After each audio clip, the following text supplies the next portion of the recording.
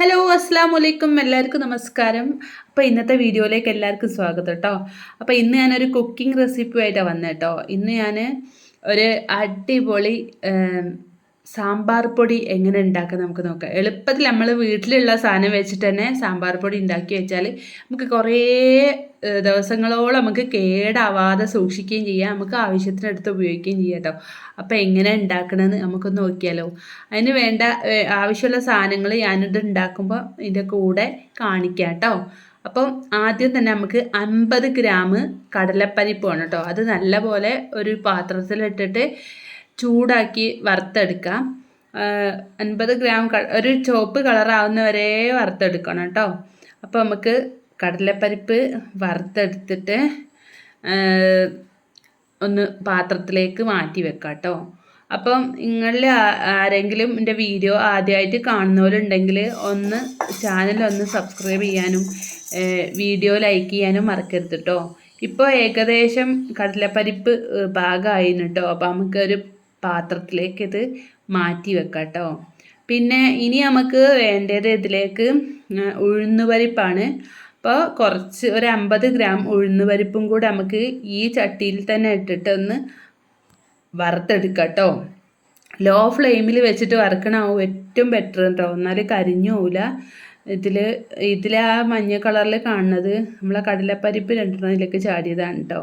അപ്പോൾ ഇതും ഞാൻ അതുപോലെ തന്നെ വറുത്തെടുത്ത് അതേ പാത്രത്തിലേക്ക് തന്നെ മാറ്റി വെക്കാണ്. ഒരു കുറച്ച് ചുവപ്പ് കളറാവുന്നവരെ വെക്കണം കേട്ടോ, എന്നിട്ടേ അങ്ങനെ മാറ്റാവൂ. എന്താണെന്ന് വെച്ചാൽ നമുക്ക് പെട്ടെന്ന് പൂത്തൊന്നും പോകാതെക്കാൻ വേണ്ടിയിട്ട് അങ്ങനെ ചെയ്യണം കേട്ടോ. പിന്നെ എന്നാൽ ലോ ഫ്ലെയിമിൽ തന്നെ വെക്കണം, അത് മറന്നു പോകരുത്. പിന്നെ അടുത്ത് ഒരു 25 ഗ്രാം ജീരകം, ചെറിയ ജീരകം കേട്ടോ. അത്ര തന്നെ വേണമെന്നില്ല, എനിക്ക് അതിൻ്റെ ഫ്ലേവർ ഇഷ്ടമാണ് അത്ര എടുത്താട്ടോ. ഞാൻ 100 ഗ്രാം മല്ലി 150 ഗ്രാം മല്ലിപ്പൊടിയിലേക്കുള്ളതാട്ടോ ഞാൻ അത് ചെയ്യുന്നത്. അപ്പം അതും നല്ലപോലെ ഇങ്ങനെ വറുത്തെടുക്കുക. നല്ലപോലെ പൊട്ടുന്ന പോലെ ആകുമ്പോൾ അതും നമുക്ക് അതേ പ്ലേറ്റിലേക്ക് തന്നെ മാറ്റി വെക്കാം. അതിന് ശേഷം നമുക്ക് കുറച്ച് കുരുമുളക് വറുത്തെടുക്കുക. അത് കുരുമുളക് ആവശ്യത്തിന്, നിങ്ങളെ എരിവിന് ആവശ്യത്തിന് എടുത്താൽ മതി. അതിനൊരു കണക്കൊന്നും ഞാൻ പറയുന്നില്ല. നിങ്ങൾക്ക് എത്രയാണോ വേണ്ടത് അതിന് ആവശ്യത്തിനനുസരിച്ച് എടുക്കുക. എരിവിന് കൂട്ടിയും കുറച്ചൊക്കെ എടുക്കുക കേട്ടോ. അതുപോലെ ചൂടാക്കിയിട്ട് അത് ജസ്റ്റ് ഒന്ന് ചൂടാക്കിയാൽ മതി.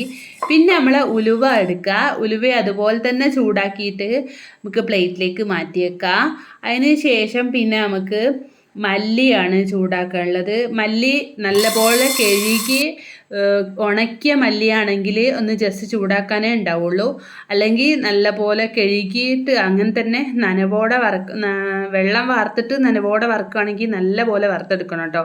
തീ ലോ ഫ്ലെയിമിൽ വെക്കണം എന്നുള്ളത് മറന്നു പോകരുത്. ഞാൻ അതിലേക്ക് ഒരു 4 ഉണ്ട, ഒരു നെല്ലിക്ക വലുപ്പത്തിലുള്ള 4 5 ഉണ്ട കായം കൂടി ചേർത്ത് കൊടുക്കുന്നുണ്ട്.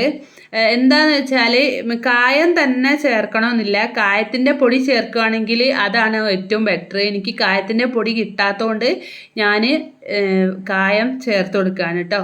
അതിലേക്ക് തന്നെ നമുക്ക് വറ്റൽമുളകും കൂടെ ഇട്ട് കൊടുക്കാം.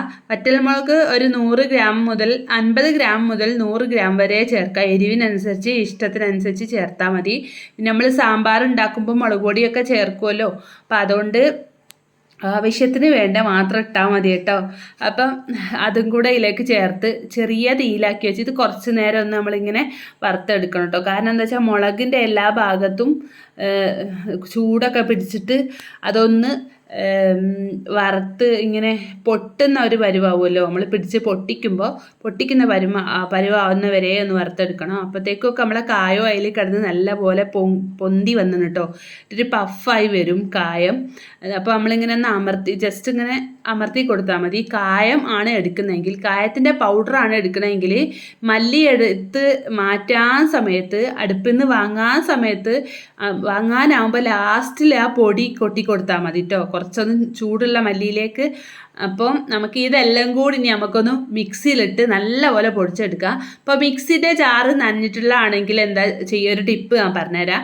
ഇതുപോലെ അടുപ്പ് ലോ ഫ്ലെയിമിൽ വെച്ചിട്ട് കുറച്ച് നേരം ഒന്ന് ജാറ് കമത്തി വെച്ച് കൊടുക്കുക അടുപ്പിൻ്റെ മേലെ. ഒരു 2-3 മിനിറ്റ് മിക്സിൻ്റെ ഓരോ എന്താ പിടി അല്ലെങ്കിൽ ഇത് പിടിക്കുന്ന ഭാഗമൊക്കെ പ്ലാസ്റ്റിക്കൊക്കെ ആണെങ്കിൽ നോക്കിയിട്ട് വേണം ചെയ്യുക കേട്ടോ. ഇതിൻ്റെത് സുജാതൻ്റെ അങ്ങനത്തെ പ്ലാസ്റ്റിക് ഒന്നും ഇവിടെ ഇല്ലാത്ത മിക്സി ആയതുകൊണ്ടാണ് ഞാൻ അങ്ങനെ ചെയ്തത്. അത് കണ്ട് അതുപോലെ ആരും ചെയ്യരുത്.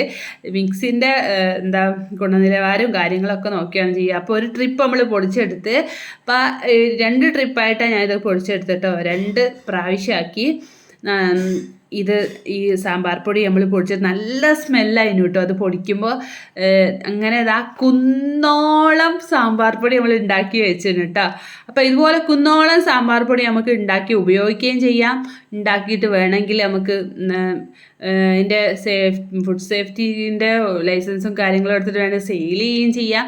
എന്ത് വേണമെങ്കിലും നമുക്ക് ചെയ്യാം കേട്ടോ.